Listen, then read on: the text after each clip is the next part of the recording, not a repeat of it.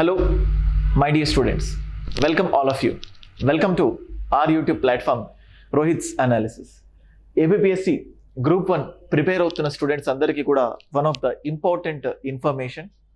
So దాదాపుగా కొంచెం gap వచ్చింది వీడియోలో ముందు నేను కనబడి, because of multiple reasons, health and offline classes వీటన్నిటితో స్ట్రక్ అయి ఉండడం వల్ల it was a bit got delayed. But anyhow, రేపటి ఎగ్జామ్లో సో స్టూడెంట్స్ అందరికీ అవసరమైన జస్ట్ ఇప్పుడు చెప్తున్న కొన్ని ఇంపార్టెంట్ పాయింట్స్ గుర్తుపెట్టుకోండి. డెఫినెట్గా ఎగ్జామ్లో సిల్లీ మిస్టేక్స్ని రెడ్యూస్ చేస్తారు. ఎగ్జామ్లో కామన్గా స్టూడెంట్స్ చేసే తప్పిదాలని ఓవర్కమ్ చేసుకోవడానికి, ఆందోళనను దూరం చేసుకోవడానికి ఈ వీడియో చేయడం జరుగుతుంది. So guys, first of all students అందరికీ కూడా కొన్ని స్పెసిఫిక్ థాట్స్ ఉంటాయి. థాట్స్ ఏంటంటే, అంటే మీరు ఎంత చదివినా కానీ there is a chance of getting the things forget. అంటే హిస్టరీ చూస్తే పాలిటీ గుర్తొస్తుంది, పాలిటీ చదివేటప్పుడు హిస్టరీ మర్చిపోయినట్టు అనిపిస్తుంది, ఎకానమీ మర్చిపోయినట్టు అనిపిస్తుంది, ఎస్ఎన్టీ చూస్తే అర్థమెటిక్, ఇలా ఒక సబ్జెక్ట్ చూస్తే ఇంకో సబ్జెక్ట్ మర్చిపోతాం. ఒకేసారి అన్ని సబ్జెక్ట్స్ సరిగ్గా రివైజ్ చేశానా లేదా, సడన్గా ఏదో ఒక పాయింట్లో మైండ్లో ఒక పాయింట్ స్ట్రైక్ అవుతూ ఉంటుంది, ఆ పాయింట్ తీసుకొని మళ్ళీ చదవాలా, ఇటువంటి థింగ్స్ మన బ్రెయిన్లో సవాలక్ష తిరుగుతూ ఉంటాయి. సో నేనేమంటానంటే, this is a general tendency, forgetting the things. అసలు ఏం గుర్తులేదు, ఇన్ని రోజులు చదివింది మన బ్రెయిన్లో ఏదీ లేదు అన్నట్లు కూడా మీకు ఉంటుంది. So just think it's a normal. Every student, ప్రతి స్టూడెంట్ మీరు చూడండి, మీరు 10th క్లాస్లో, ఇంటర్మీడియట్లో, బీటెక్లో ఇలా డిఫరెంట్ టైమ్స్లో ఎన్నో ఎగ్జామ్స్ రాసుంటారు. సో ఎగ్జామ్ కంటే ముందు చాలా ఆవేశంతో ఉంటాం, చాలా మర్చిపోతూ ఉంటాం. అయితే ఇక్కడ మీరు చేస్తున్న తప్పేంటంటే, అంటే ఇలాంటి ఈ సిచ్యువేషన్ మీ ఒక్కళ్ళకు మాత్రమే జరుగుతుందని మీరు అనుకుంటారు. But the thing is that it is so common. So forget all these things. So fine, నేను ఎగ్జామ్ చాలా చక్కగా చదివాను, సో అంతా బాగానే జరుగుతుంది. అండ్ ఇంకొకటి guys, very important thing, negative marks. So చాలా మందికి నెగటివ్ మార్క్స్ ఉన్నాయని తెలుసు, అయినప్పటికీ కూడా మీకు క్లియర్గా చెప్తున్నాను చూడండి. మొన్న ఏపీఎస్సి గ్రూప్ 2 ఎగ్జామ్ రాసేటప్పుడు చాలామంది ఒక 60-70 క్వశ్చన్స్ అటెంప్ట్ చేశారు. చేసిన తర్వాత అరే ఇందులో చాలా మిస్టేక్స్ అవుతాయేమో, మిగతా వాళ్ళకు పేపర్ ఎలా ఉందేమో, ఇట్లాంటి అపోహలను పెట్టుకొని అన్ని అటెంప్ట్ చేసి వచ్చేసారు. ఎవరైతే ఒక 67 అటెంప్ట్ చేస్తుంటే వాళ్ళకి ఆల్మోస్ట్ 57-58 కరెక్ట్ అయ్యాయి. సో అంటే వీటితో అయినా కూడా గట్టెక్కేవారు. కానీ అనవసరంగా లేనిపోని రిస్కులు చేసి ఎక్కువ నెంబర్ ఆఫ్ క్వశ్చన్స్ని అటెంప్ట్ చేసి నెగిటివ్ మార్క్స్ తెచ్చుకున్నారు. అంటే మీరేమనుకున్నారంటే, నా ఒక్కళ్ళకే ఎగ్జామ్ డిఫికల్ట్ ఉందేమో, మిగతా వాళ్ళందరికీ ఎగ్జామ్ చాలా ఈజీగా ఉందేమో, నా ప్రిపరేషన్ లెవెల్స్ సరిగ్గా లేవేమో, లేకపోతే నేను చదివిన దాంట్లో నుంచి క్వశ్చన్స్ లేవో. చూడండి, ఎగ్జామ్ టైంలో స్టూడెంట్కి ఇటువంటివన్నీ కూడా మైండ్లో తిరుగుతుంటాయి. సో మీరు ఎగ్జామ్ కంటే ముందు ఒక మీ ప్రిపరేషన్ లెవెల్ని బట్టి ఇన్ని క్వశ్చన్స్ అటెంప్ట్ చేయాలి. బేసికల్గా ఈ అపోహనే తప్పు. ఎన్ని క్వశ్చన్స్ అటెంప్ట్ చేయాలంటే ఇట్స్ కంప్లీట్లీ ఒక రాంగ్ అజంప్షన్. అంటే దాదాపుగా నేను చెప్తూ ఉన్నాను, ఒక స్కీమ్ ఆఫ్ ప్రిజంప్షన్, లేకపోతే స్కీమ్ ఆఫ్ ప్రొసీజర్. అంటే ఫస్ట్ తెలిసినవి మాత్రమే పెట్టి, సెకండ్ టైం ఒక 2 ఆప్షన్స్ ఎలిమినేట్ చేయగలిగినవి పెట్టి, థర్డ్ టైం మిగతావి పెట్టి, ఇలాంటి స్ట్రాటజికల్ రిస్క్స్ చేసుకోవాలి. సో రేపే ఎగ్జామ్ ఉంది కాబట్టి, సో అంటే మీ లెవెల్ ఆఫ్ ప్రిపరేషన్ ఎలా ఉంది ఏంటి, దాని ప్రకారం నంబర్ ఆఫ్ క్వశ్చన్స్ అటెంప్ట్ చేయండి. అసలు క్లియర్గా ఒక క్వశ్చన్కి ఆ ఆప్షన్స్ ఏమాత్రం మీకు తెలియకపోయినా, ఒక క్వశ్చన్ మీకు 100% తెలియదు అంటే, ఆ క్వశ్చన్ తెలీదు, ఆ ఆప్షన్స్ పైన కూడా మీకు కంప్లీట్ అవేర్నెస్ లేకపోతే, better do not attempt it. అంటే లాటరీ లాగా ఇక్కడ మీరు ఎక్స్పెరిమెంట్స్ చేసి more number of negative marks ట్రాప్లో పడకండి. So be careful with negative marks. నేను ఈ గ్రూప్ 2 ఎగ్జామినేషన్లో చాలామంది చెప్తుంది ఏంటంటే, కొంతమంది జస్ట్ ఇది ఏదో నేను చాలా ఇంక్రీజ్ చేసి చెప్పట్లేదు, చాలామంది స్టూడెంట్స్ ఒక 3 నుంచి 4 నెలలు మాత్రమే ప్రిపేర్ అయిపోయి వాళ్ళకు 40+ మార్క్స్ వచ్చిన సందర్భాలు చాలామంది నేను మాట్లాడాను డైరెక్ట్గా. సో అలాగే చాలామంది 3 to 4 years, చూడండి ఈ పైన కేసులోనేమో నేను చెప్తుంది months, just 3 to 4 months. So అలాగే 3 to 4 years చదివి వీళ్ళలో 35 బిలో మార్క్స్ వచ్చిన వాళ్ళు కూడా ఎంతోమంది ఉన్నారు. 35 బిలో అంటే ఇక్కడ దీని అర్థం ఏంటంటే, వీళ్ళకు బాగా నాలెడ్జ్ ఉంది, వీళ్ళకు తక్కువ నాలెడ్జ్ ఉందని కాదు. అక్కడ ఎగ్జామినేషన్కి వెళ్ళిపోతే నీకు ఎంత నాలెడ్జ్ ఉంది, ఎంత చదివావు అనేది doesn't matter. It's only it's a play of emotions. మన భావోద్వేగాలతో కూడుకున్నది. ఎక్కువ సంవత్సరాలు ప్రిపేర్ అయిన వాడు ఎక్కువ టెన్షన్ పడతాడు. ఎందుకంటే ఇన్ని సంవత్సరాలు ప్రిపేర్ అయ్యాను, సో నేను చదివిన దాంట్లో నుంచి వస్తాయో లేవో, ఒకవేళ గనక ఇప్పుడు ఎగ్జామ్ క్వాలిఫై కాకపోతే నా పరిస్థితి ఏంటి, ఇటువంటి ఎమోషనల్ అంటే ఈ భావోద్వేగాలకు లోనై మీకు మీరు లో అయిపోతూ ఉంటారు. ఏదైనా కానీ ఎగ్జామ్ సెలెక్ట్ కానీ కాకపోని, so do not think about the further things. మహా అయితే రేపు ఒక్కరోజు. ఇప్పుడు ఈ బిగినర్స్లో వచ్చిన ఇంకా వీళ్ళలో వచ్చే భయం ఏంటంటే, నేను జస్ట్ రీసెంట్గా చదివిన, నాకంటే ముందు చాలా సంవత్సరాల నుంచి చాలా మంత్స్ నుంచి ప్రిపేర్ అవుతున్నారు, వాళ్ళతో నేనేం పోటీ పడగలను, ఏదో పేరుకు మాత్రమే రాస్తున్నాను అంటే మీకు మీరు తగ్గించుకొని ఎగ్జామ్లో లో అయిపోతారు. So do not think about this. So రేపు ఒక్కరోజు మీరు సరిగ్గా ప్రిపేర్ అయినా ప్రిపేర్ అవ్వకపోయినా, నేను ఒక 3 Idiots మూవీ లాగా మంత్రా చెప్తా ఉంటాను, ఆల్ ఈజ్ వెల్.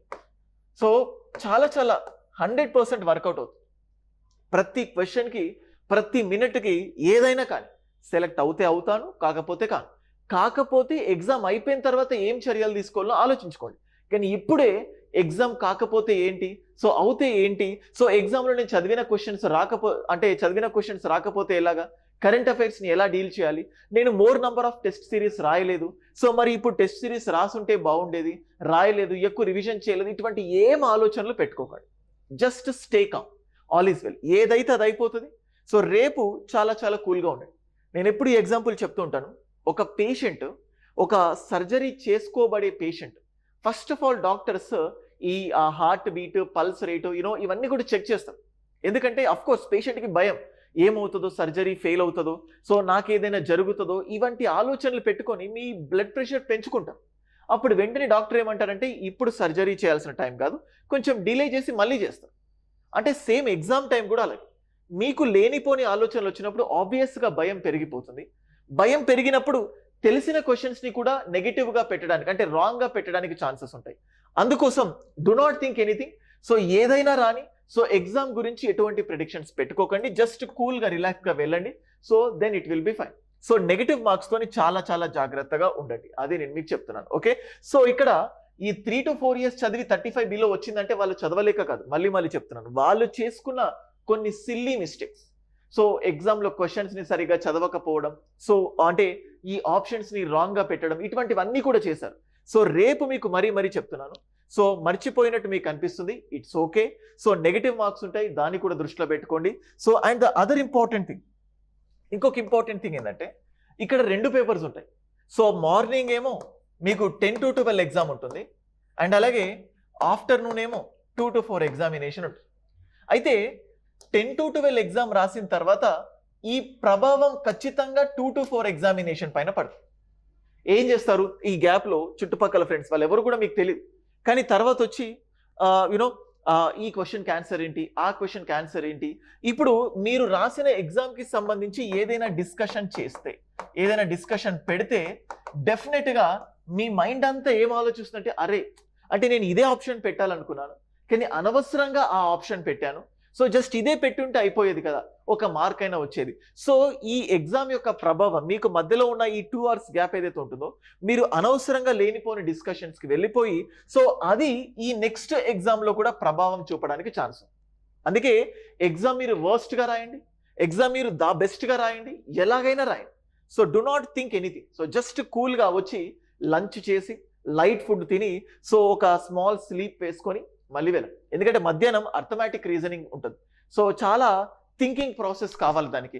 మళ్ళీ కరెంట్ అఫైర్స్, SNT, సో ఇవన్నీ కూడా చాలా డైనమిక్ సబ్జెక్ట్స్.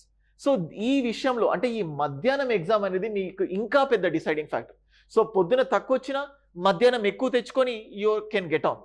పొద్దున ఎక్కువ వచ్చినా సో దాంతో మళ్ళీ మీరు భయపడి ఇక్కడ మార్కులు తక్కువ వస్తే మళ్ళీ మూవ్ అయిపోతారు. సో ఏదైనా కూడా మీరు వర్స్ట్గా రాయండి, బెస్ట్గా రాయండి, ఎగ్జామ్ ఈజీగా వచ్చిందా, కష్టంగా వచ్చిందా, ఏ స్టూడెంట్ తోటి ఏది కూడా డిస్కస్ చేయకండి. సో లైట్ ఫుడ్ తీసుకొని, మళ్ళీ కొంతమంది స్టూడెంట్స్ ఫుడ్ కూడా తీసుకోరు. నేను మరీ చెప్తున్నాను, నాకు చాలా అనుభవం ఇది. So UPSC civil services exam అప్పుడు మార్నింగ్ జనరల్ స్టడీస్ ఉంటుంది, తర్వాత పేపర్ 2 CSAT ఎగ్జామ్ ఉంటుంది. కొన్ని సందర్భాల్లో లైట్ ఫుడ్ తీసుకొని జస్ట్ ఒక ఈ ఫ్రూట్స్ ఇటువంటివి తీసుకొని ఆకలిస్తూ ఉంటుంది ఎగ్జామ్లో మధ్యలో. ఎందుకంటే మనం ఫిజికల్ వర్క్ చేస్తేనే ఆకలి అంటే అరిగిపోతుంది అనుకుంటాం, బట్ కాదు, థింకింగ్ చేస్తుంటే ఇంకా తొందరగా డైజెస్ట్ అవుతుంది. సో మీరు అంటే చాలని ఫుడ్, నిద్ర వస్తుందో ఏదో కారణంతో తక్కువ ఫుడ్ తిని, లేకపోతే బాగా ఆయిల్ ఫుడ్ తిని, వీటన్నిటి వల్ల మళ్ళీ ఈ ఎగ్జామ్ పైన ప్రభావం పడుతుంది. చాలా జాగ్రత్తగా ఉండండి. ఎగ్జామ్ ఎలాగైనా రాయని, ఎవరితో మాట్లాడకండి, మీ క్లోజ్ ఫ్రెండ్ కనిపించినా కానీ కూడా మాట్లాడకండి. So proceed for the second exam. So ఇది మీకు డిసైడ్ ఫ్యాక్టర్. సో ఈ డిసైడింగ్ ఫ్యాక్టర్ అంటే దీంట్లో ఎక్కువ మార్కులు అని కాదు. సో ఇది భావోద్వేగాల్ని ఇంకా ఎక్కువగా ఇంపాక్ట్ చేయడానికి ఛాన్సెస్ ఉంటాయి. సో అందుకోసం మరీ చెప్తున్నాను. నెక్స్ట్, మళ్ళీ ఎగ్జామ్ రాసేటప్పుడు ఫస్ట్ క్వశ్చన్ తెలియని క్వశ్చన్ వచ్చింది, సెకండ్ క్వశ్చన్ తెలియని క్వశ్చన్ వచ్చింది, థర్డ్ తెలియని క్వశ్చన్, ఫోర్త్ తెలియని క్వశ్చన్, ఇలా ఎన్ని అంటే తర్వాత ఫిఫ్త్ తెలిసిన క్వశ్చన్ రావచ్చు. అయితే అరే ఈ 4 క్వశ్చన్స్ నాకు తెలియవు, అయిపోయి ఇక్కడే కంప్లీట్గా కూల్ డౌన్ అంటే అయిపోతుంది, హోప్స్ పోతుంది, అయిపోయింది ఎగ్జామ్, నాకు చాలా కష్టంగా వచ్చింది, ఈ 4 క్వశ్చన్సే తెలియలేవు అనుకుంటారు. సో అంటే మనకు ఇక్కడ డిఫరెంట్ సెట్ వస్తుంది, ABCD అని. మేబీ ఆ ఫస్ట్ ఫ్యూ క్వశ్చన్స్ మీకు తెలియని అడగొచ్చు, తర్వాత ఖచ్చితంగా తెలిసిన ఉంటాయో ఉండవా. చాలాసార్లు గుర్తుంది, సొసైటీ క్వశ్చన్స్ చూసి చాలా మంది లో ఫీల్ అయిపోయి, అంటే కొంతమంది ఏం చేస్తారంటే సొసైటీ ఈజీ అని చెప్పేసి సొసైటీ క్వశ్చన్స్ అటెంప్ట్ చేసి సొసైటీలో చాలా కష్టంగా వచ్చినప్పుడు మీకు మీరు చాలా కంప్లీట్గా డిమోటివేట్ అయిపోయి, డిస్కరేజ్ అయిపోయి, జాగ్రఫీలో అండ్ హిస్టరీలో కూడా అంటే ఇవి కొంచెం ఈజీగా వచ్చాయి మిగతా వాటితో పోల్చితే, కానీ ఇందులో మీరు తక్కువ మార్కులు స్కోర్ చేసుకున్న సందర్భాలు ఉన్నాయి. ఎందుకంటే సొసైటీ యొక్క ప్రభావం దీనిపైన పడింది. ఎందుకంటే సొసైటీ నా ఒక్కడికి తెలియలేదు, లేకపోతే నేను చదివిన దాంట్లో నుంచి క్వశ్చన్స్ చాలా తక్కువ వచ్చాయి, ఇటువంటివి మీరు థింక్ చేశారు. అందుకోసం ఆ గ్రూప్ 2లో స్టూడెంట్స్ చేసిన కామన్ మిస్టేక్స్ ఇక్కడ రిపీట్ చేయకండి. అండ్ ఇంకొకటి బబ్లింగ్. సో బబ్లింగ్ దగ్గర కూడా సో చూడండి, OMR షీట్ బబ్లింగ్ చేసేటప్పుడు మీరు ఒక క్వశ్చన్కి ఆన్సర్ చేసిన తర్వాత ఆ క్వశ్చన్కి అదే టైంలో ప్యారలల్గా OMR షీట్లో పెట్టేసేయండి. మళ్ళీ చెప్తున్నాను, మీకు ఒకవేళ అలవాటు ఉంటే మీరు వేరే దానికి వెళ్ళిపోండి, ఆల్టర్నేటివ్. సో ఇక్కడ ఏమవుతుందంటే ఒక 10 క్వశ్చన్స్ సాల్వ్ చేసి మళ్ళీ 10 క్వశ్చన్స్కి OMRలో మీరు బబ్లింగ్ చేసేటప్పుడు ఏదో అంటే మీరు తప్పు చేస్తారని కాదు, మనం భయంకరంగా ఉన్నప్పుడు అంటే ఒక భయంలో ఉన్నప్పుడు, ఒక ఒత్తిడిలో ఉన్నప్పుడు మిస్టేక్స్ చేయడానికి ఎక్కువ ఛాన్సెస్ ఉంటాయి. అందుకే సో మీరు ఎగ్జామ్ టైంలో ఆబ్వియస్గా ఒత్తిడికి ఫీల్ అవుతారు కాబట్టి ఇది రాంగ్ పెట్టడానికి, కొంచెం మిస్ మ్యాచ్ పెట్టడానికి ఛాన్సెస్ ఉంటాయి. సో దాని గురించి ఏమీ వరీ అవ్వకండి. అండ్ నెక్స్ట్, అండ్ గైస్ చూడండి, ఫస్ట్ నుంచి కూడా అండ్ లాస్ట్ వరకు మీరు ఎక్కడా కూడా ప్రెషర్ని ఫీల్ అవ్వకండి. Do not go for much pressure. చూడండి, తెలిసిన క్వశ్చన్స్ కూడా నేను చాలాసార్లు చెప్తుంటాను, కొన్నిసార్లు ఏదైనా ఒక పని చాలా టైం చేయడానికి టైం దగ్గర పడింది, జస్ట్ కొన్ని మినిట్స్ మాత్రం ఉంది, ముందటున్న వస్తువు కూడా కనిపించదు, ఎందుకంటే ప్రెషర్. ఇంకొకటి, ఎగ్జామ్ టైంలో మీరు ఎగ్జామ్ అటెంప్ట్ చేసేటప్పుడు 100కు మీకు ఎగ్జామ్లో ఫర్ సపోజ్ 100కి ఎగ్జామ్లో 60 మార్క్స్ వచ్చాయనుకోండి, అదే ఎగ్జామ్ని బయట జనరల్గా మీరు రాస్తే 80 మార్క్స్ వస్తాయి. అంటే ఈ డిఫరెన్స్ 20 మార్క్స్ ఏదైతే ఉందో ఇది మీ ప్రెషర్తో కూడుకున్నది. అందుకే control your pressure, anxiety. So వీటన్నిటిని కంట్రోల్ చేసుకొని ప్రతిసారి టేక్ ఏ డీప్ బ్రీత్. అంటే మళ్ళీ ఎగ్జామ్కి పోయే ముందు కొన్నిసార్లు చూస్తూ ఉంటాను, ఈ మధ్యలో 2 గంటల గ్యాప్ ఏదైతే ఉంటుందో అప్పుడు కూడా రివైజ్ చేస్తారు స్టూడెంట్స్. వెళ్ళే ముందు కూడా బస్సులో ఎక్కినప్పుడు, ట్రైన్లో ఎక్కేటప్పుడు, ఫాదర్ మిమ్మల్ని తీసుకెళ్ళినప్పుడు, బ్రదర్ తీసుకెళ్ళినప్పుడు వెనకాల కూడా పేజీలని తిప్పుతూ ఉంటారు. ఇక్కడ ఏమవుతుందంటే చదవకూడదని కాదు, చదివినప్పుడల్లా కూడా మళ్ళీ మీరు ఇంకా ఇంటెన్స్ ప్రెషర్కి ఫీల్ అవుతారు. సో ఇవాళే మోస్ట్లీ చదివితే రాత్రి 8 o'clock, ఈరోజు 8 o'clock తర్వాత ఏది కూడా తీయకండి. అండ్ కొన్నిసార్లు నిద్రలేమి కూడా ఉంటుంది. ఎగ్జామ్ గురించి సీరియస్ ఆస్పిరెంట్స్ బాగా ఆలోచించి నిద్ర కూడా డిస్టర్బ్ అవుతుంది. సో కూల్గా ఉండి సో హాయిగా నిద్రపోండి, పొద్దున్నే లేచి టైంకి ఎగ్జామ్కి వెళ్ళండి. హడావిడిగా ఎగ్జామ్ కంటే ముందు వెళ్ళిపోయి ఆ లాస్ట్ మినిట్ టెన్షన్ ఇంకా పడకండి. సో ఎగ్జామ్కి సెంటర్కి వీలైతే 1 hour ముందే వెళ్ళండి. సో వెళ్ళిపోయి హాయిగా కూర్చుంటే మైండ్ ప్రశాంతంగా ఉన్నప్పుడు మనం చదివిన క్వశ్చన్స్ అన్ని కూడా గుర్తొస్తాయి. లేదా హడావిడిగా ఫాస్ట్గా వెళ్ళిపోయేసరికి ఎగ్జామ్ మొత్తం కూడా ఆ హడావిడిని అంటే మనం చూడండి, పొద్దున ఒక పాజిటివ్ వేతో డే స్టార్ట్ అవుతే అది రోజంతా ప్రభావం చూపిస్తుంది. కానీ పొద్దున్నే మైండ్ అంతా అప్సెట్ అయిపోయి ఒక గొడవలతో స్టార్ట్ అవుతే అది మీ రోజు పైన ప్రభావం చూపిస్తుంది. సో రేపు పొద్దున is your deciding day. So చాలా కూల్గా వెళ్ళండి. ఏపీ గ్రూప్ 1 ఏదైతే ఉందో మెయిన్స్కి సంబంధించి ద బెస్ట్ కంటెంట్ని మనం ఇంకా ప్రిపేర్ చేస్తూనే ఉన్నాము. మెయిన్స్ గురించి వరి అవ్వకండి. సో రేపు ఎగ్జామ్ ప్రిపేర్ అవ్వండి. సో కట్ ఆఫ్ ఇవేవి కూడా ఆలోచించకండి. అండ్ రేపు ఈవినింగ్ ఎగ్జామ్కి సంబంధించి కీ కూడా ఎక్స్ప్లెయిన్ చేయడానికి మన ఫ్యాకల్టీ టీం మీ ముందు ఉంటుంది. ఓకేనా? So thank you, all the best. And I wish you a very best of luck for your examination. అందరూ ఎగ్జామ్ చక్కగా రాస్తారని అనుకుంటున్నాను. సో ఈ రేషియో గురించి కూడా అంటే అంతకుముందు 1:12, 1:50 ఉండాలి, 1:100 ఉండాలి, గ్రూప్ 1 ప్రిలిమ్స్ అంటే గ్రూప్ 2 ప్రిలిమ్స్ క్యాన్సల్ కావాలి, ఇవన్నీ గ్రూప్ 2లో మనం చూసాం.